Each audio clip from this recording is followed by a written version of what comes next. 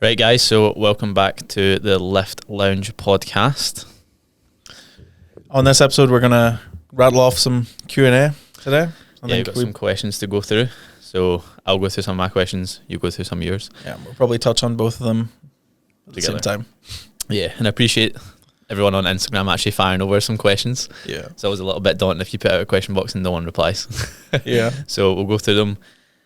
Yeah, it'll probably be about 30 minutes, so a little bit shorter than the last episode. Let's just get stuck into it, I think. Yeah. So, want me to go first? Yeah, go for it. Cool.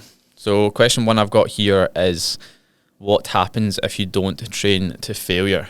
So, like, nothing really. Like you're really just shooting yourself in the foot if you're not training hard enough.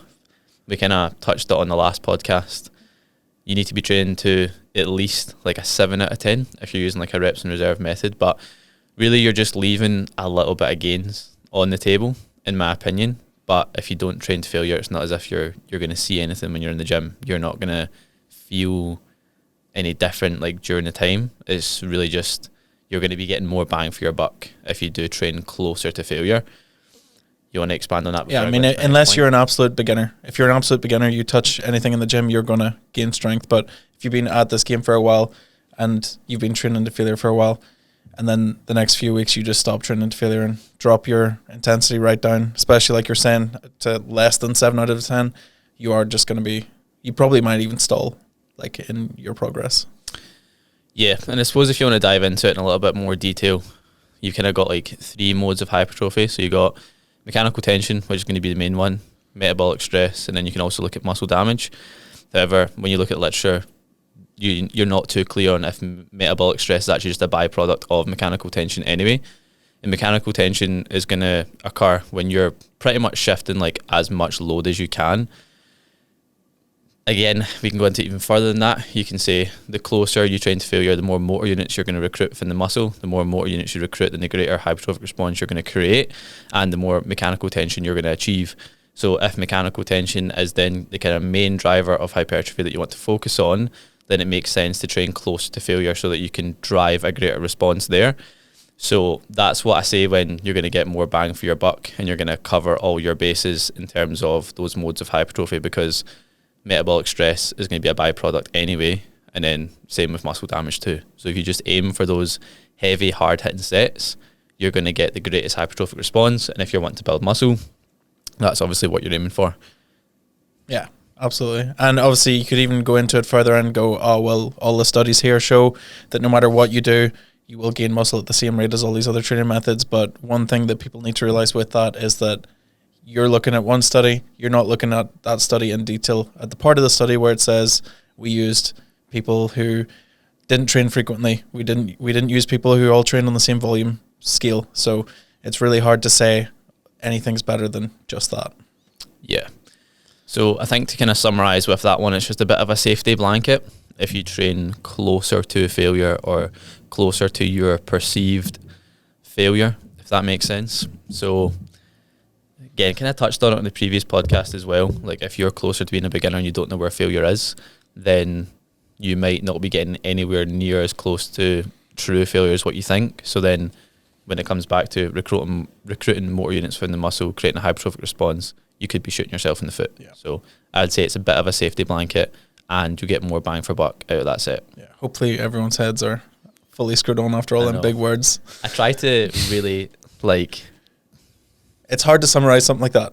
Yeah, it's hard because you could do a full podcast on that. Yeah, so covering that in a couple minutes and trying to not go into it in too much depth is actually quite hard. Yeah. But that's kind of the main takeaways. And that's why we'll move into the next one. Yes. So one of the questions I got this week was, what's something that you give advice often as a coach to your clients? So, I mean, for me personally, it's probably consistency over everything else. So, you might have your client asking you a question about, my RDLs are absolutely terrible, sending you a video, but in reality, they've missed that session 3 times in a row. So you're trying to teach them something, but they're not actually being consistent enough to take that on. Obviously, that's one example, but what do you think on that? Advice I give to people most often would probably be related to how long it takes. So I think people have maybe a perception in their head that they want to achieve a certain outcome by a certain time and then don't realize really what that takes. So giving yourself probably a little bit more time than what you first thought is always going to be a good idea, I think. So just trying to highlight just how long great progress is going to take. That's probably the thing I would say most to clients. Like setting realistic expectations then? Yeah, setting realistic expectations is definitely a good way to put it. And then you link that into the quote from Neil Strauss. So unspoken expectations is premeditated resentment. So if you link that into a coaching standpoint, if a client comes on board and you don't describe to me exactly what you expect to achieve in a certain time frame, then it's not really fair of you to resent me for not getting you to that goal in that time frame. However, if you come on board and say to me, look, this is what I'm expecting in 12 weeks, I can then sit down with you and think, okay, well, let's look at that goal. Is that actually going to be achievable for you in 12 weeks? And how are we going to get you there? And maybe we can actually sit down and have a conversation of what's a more realistic goal for you to get to in that 12 weeks.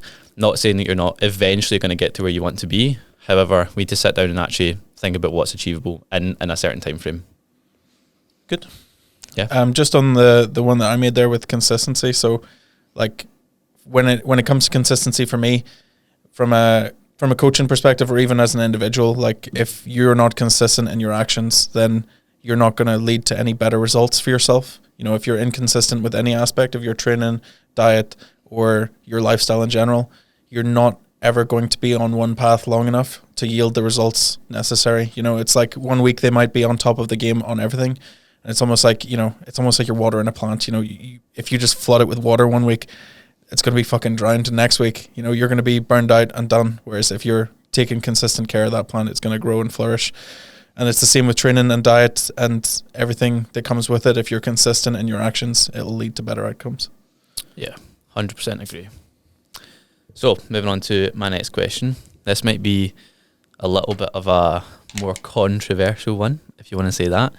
But someone's asked me my opinion on fad diets, and then they've went in to say keto, vegan, and like intermittent fasting and whatnot.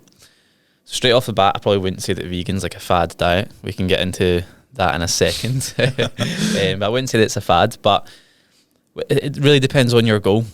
So what is your goal? If your goal is weight loss, then literally any diet can work, as long as you are in a calorie deficit. Just how much suffering do you want?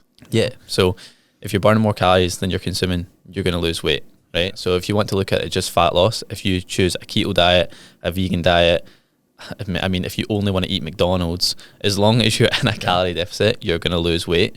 But then you can maybe look at more of the efficiency and the enjoyment within those diets. So going into something like a keto diet, my opinion on that. Again, I feel like this is getting really popular on like social media. So if like people maybe only eating like meat and things with like Joe Rogan and stuff like that. Yeah. But my opinion on that would be, I would never really go full keto. To be honest, I would never recommend my clients to go full keto. The most I would push it would be to strategically place carbs around your training. And if you want to have zero carb meals, maybe further away from your training, then go for it. But the reason I think that people feel a lot better when they switch from their, let's just say like regular diet to a keto diet, is because they're quickly cutting out the junk food. They're quickly cutting out the foods that are like, you know, really high in sugar, those more quote unquote bad foods. So it's not actually the keto aspect that's making them feel better. It's just the fact that they've eliminated all of the junk food and all of the poorer food choices and not as maybe nutritionally dense foods. You know, they're cutting all of that out from their diet, and that's what's making them feel good. It's not the fact that they're not eating carbs. Yeah, I mean, with the keto diet for me, obviously that's one point that I would think of as well. With if you're gonna just cut out all carbs, you are going to inevitably cut out all the foods that you think were really bad straight away. But another thing with that is if you cut out all carbs, you're going to get an immediate impact of weight loss because you're no longer holding water from all the carbs that you're eating. Yeah. And people like to attach that as like such a bad thing. Like, oh, I'm on keto now, I'm never bloated, or I never feel like really watery all over, well, you know, guess what? That's actually quite beneficial, you know? Yeah. So like carbs are obviously your body's most readily available source of fuel. I'll always use carbs. And then even just looking at it from like a visual aspect, like you said there, you're maybe not going to look as watery. But then if you look at your goal as maybe like a visual goal as well, you're also going to look pretty flat. Like your physique's not going to have too much of a pop to it either. And then like that's like just diving into keto. But then again, at the end of the day, you could link that back and say, well, if you enjoy keto and it makes you cut out all those junk foods, and then as a byproduct of that, you do feel better, and then you do lose weight, and you can stick to it, and your goal is only just weight loss, then by all means, crack on. Who doesn't like carbs? Exactly. I mean, all the best foods are carbs. Everyone's lying that's on a keto diet. I think it's like one of those things where it's just like, I'm better than you. I can live without them stuff. I can live without carbs. But who wants to live without carbs? What was the other one? Was it just keto, or was there obviously vegan? We didn't really say that's a fad, but... Yeah, so vegan, I wouldn't say it's a fad diet. Something you need to look out for is probably going to be complete protein sources. So if you're following a vegan diet, then a lot of the food choices that you're going to be consuming are not going to have a complete amino acid profile. Now, for anyone listening to that that's thinking, what is that? Basically, just think of protein is made up of amino acids. Ideally, you want to be consuming protein sources that have a full amino acid profile, so they contain all the essential amino acids. From a vegan diet, it's hard to do that. They're not going to have a full amino acid profile. So then you need to look towards pairing foods. So two incomplete sources paired together in order to make a complete source. Something like that would be rice and beans. They're both incomplete separately. Pair them together, they have all the essential amino acids. So then you're going to have a complete source of protein. However, I think some vegans might not know that, especially if they've not done research, and maybe if you're doing it from like an efficacy standpoint, and you know, you're doing it from like you like animals and animal cruelty and stuff like that, and you might not actually look too heavily into like the nutritional side of things. So that's something to look out for. But I definitely wouldn't say it's a fad diet. Yeah, it's almost like giving it a fair take. Like, it's easy for someone who's never ate vegan to pull or cherry pick some studies that show that's going to destroy your body.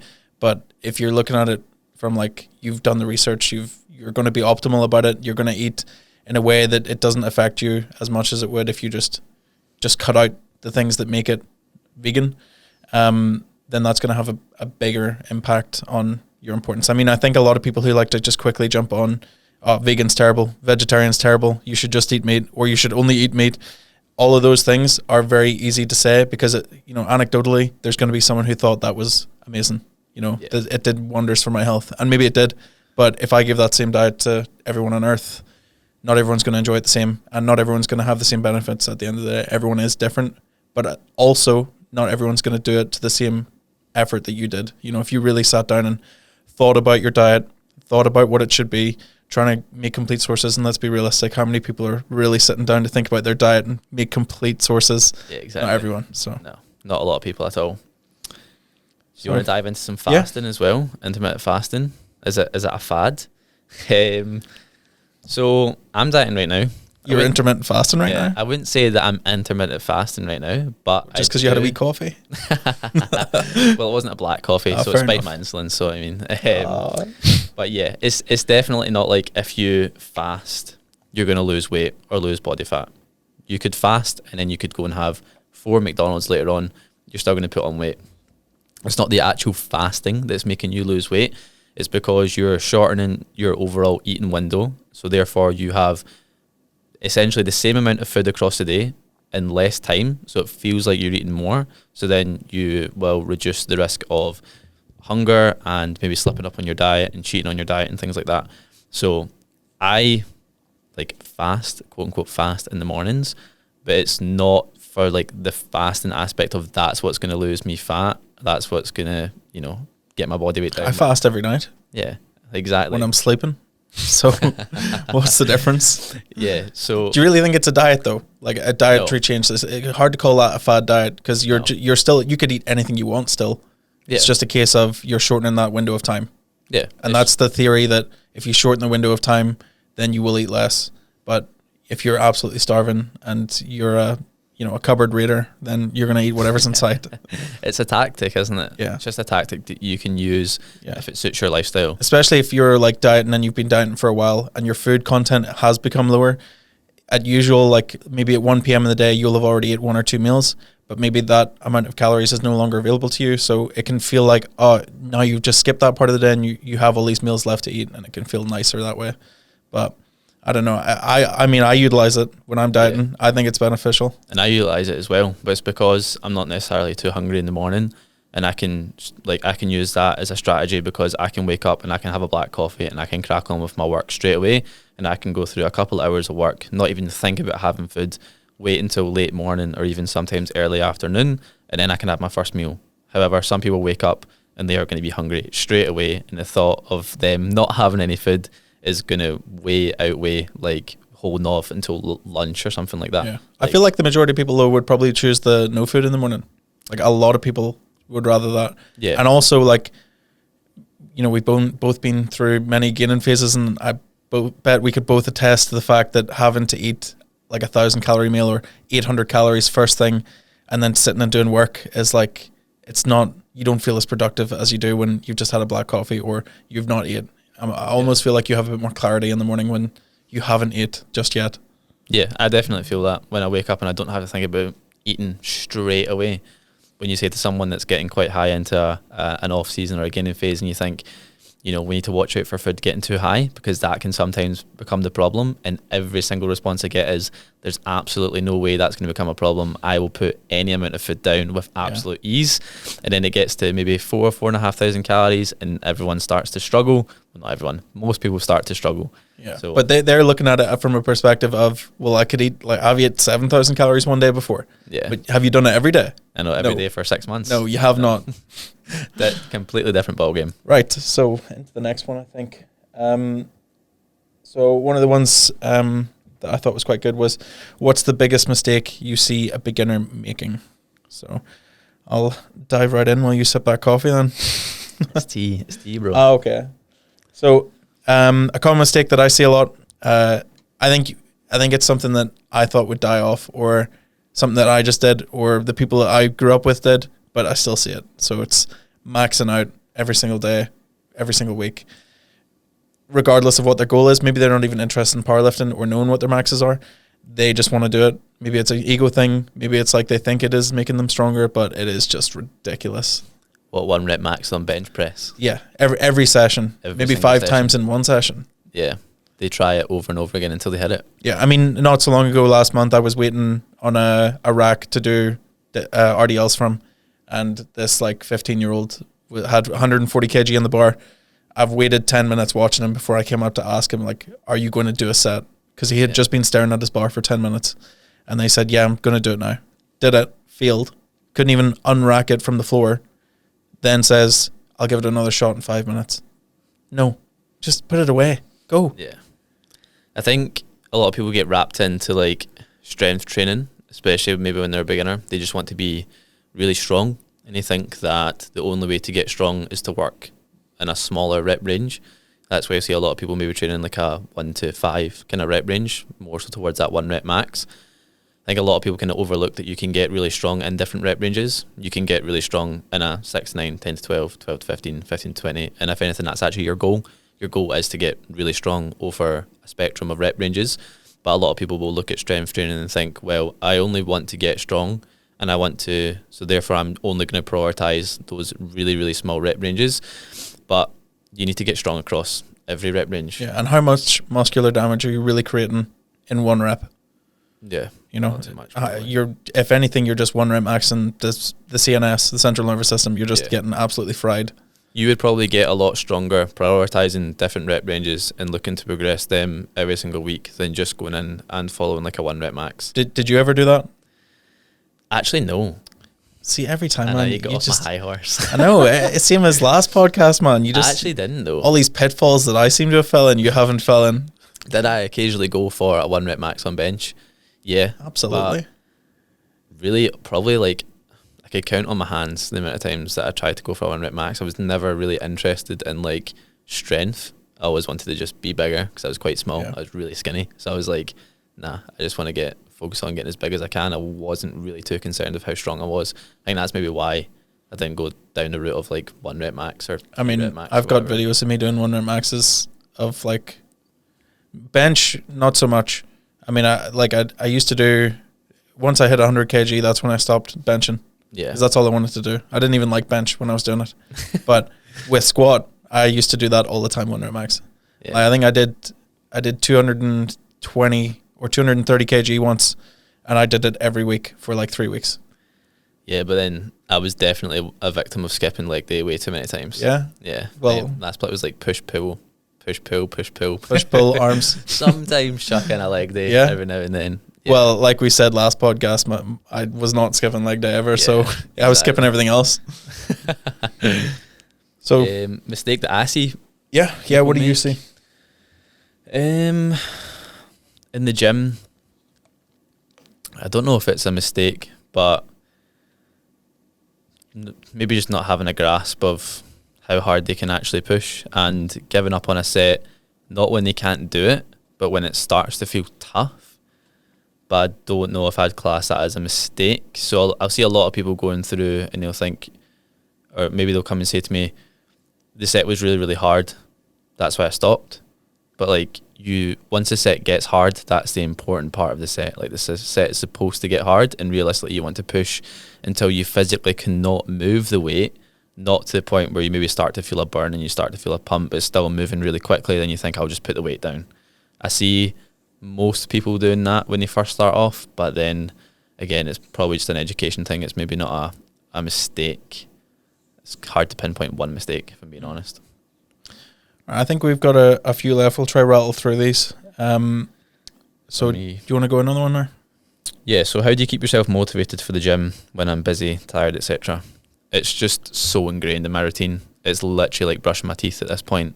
Like, do you have to think about waking up and brushing your teeth? If your answer is yes to that, then you need to sort yourself out. Your teeth are probably pretty bad. Yeah. But do you need to think about waking up and brush your teeth? No, that's pretty much where I'm at with the gym.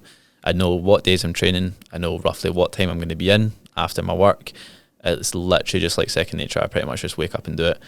Don't get me wrong. Do I have days where I'm maybe less motivated? Do I have days where I'm tired, etc.? Yes. But this is literally now like my living.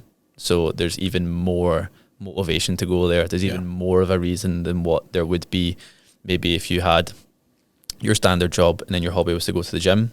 My job is literally like the gym, pretty much. Obviously, there's loads of different aspects of that, and like coaching, like you could even probably see this podcast and things like that now as well.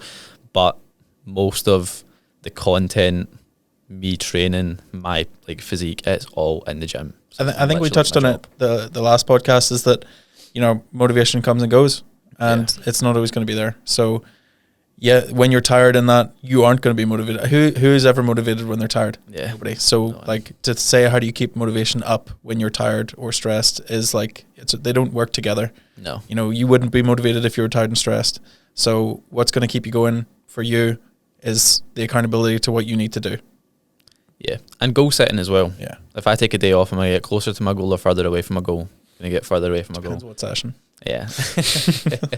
And then, how important are your goals? Ask yourself. Like, if you've got summer coming up and you've got this big holiday, how important is that to you? Like, how disappointed are you going to feel when you show up to that holiday and you're not in good shape? Like, you need to always be reminding yourself of that overall goal. I think it's really, really important I think it's really important to set like short-term, mid-term and long-term goals, and it's something that I'll do with my clients, just so we always have something in sight, and we always have, again, that added pressure that we spoke about last episode, but always using that pressure as a positive to think, well, look, if you actually don't get into the gym today, or you don't follow your meal plan today, or you don't hit your steps, your cardio, then you're just taking a step further away from that goal. You're not progressing towards it, and we know how you're going to feel if you don't hit that goal. Awesome.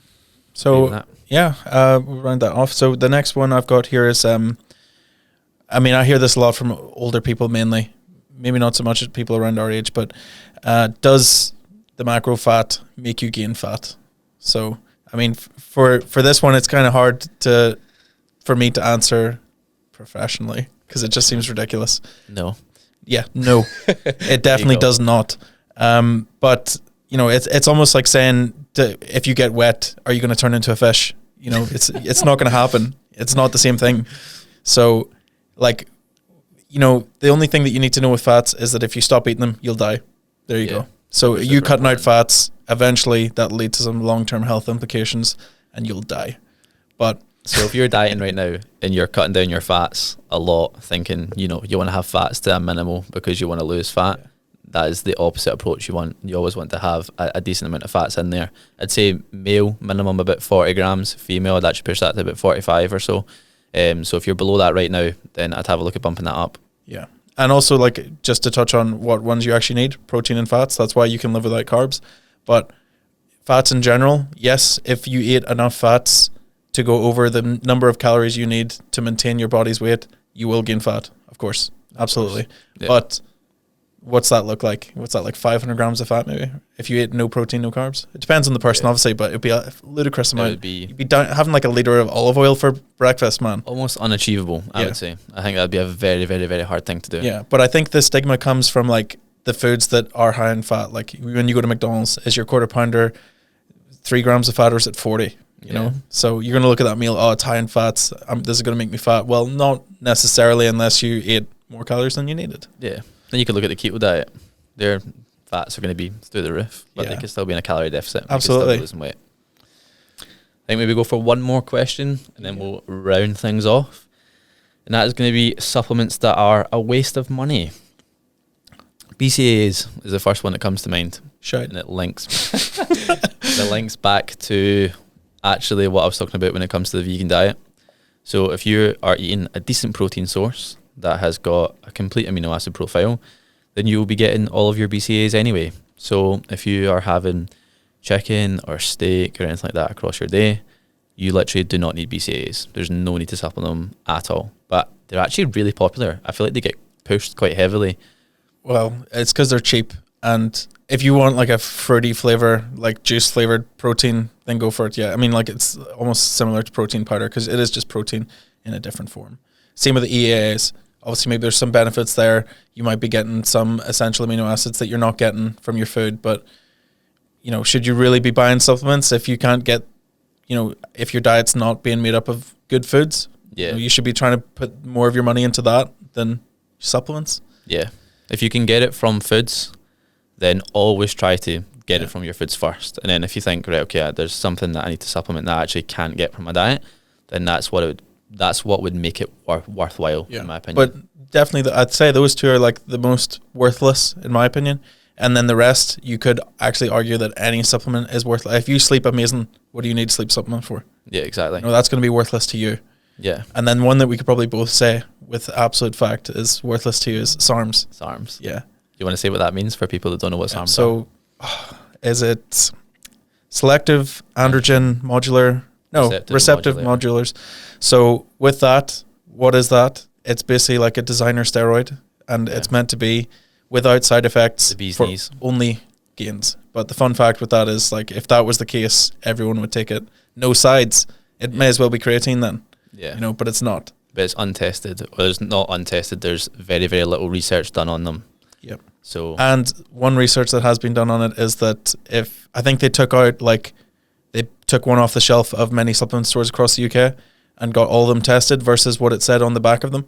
So it might say 10 milligrams of X SARM. Yeah. And it could vary as much of none of that being in it versus 10 times what it said it had per capsule. So do you really want to roll the dice every time you take one? No, definitely not. For zero benefit. But yeah, that's a great one to end on, isn't it? I think it's a very good one to end on. Don't buy your SARMs. There we go. So thank you very much for listening to episode 2 of the Lift Lounge. A little Q&A there. Hopefully you can take some quick fire value away. And we will catch you in the next one. Bye. See ya.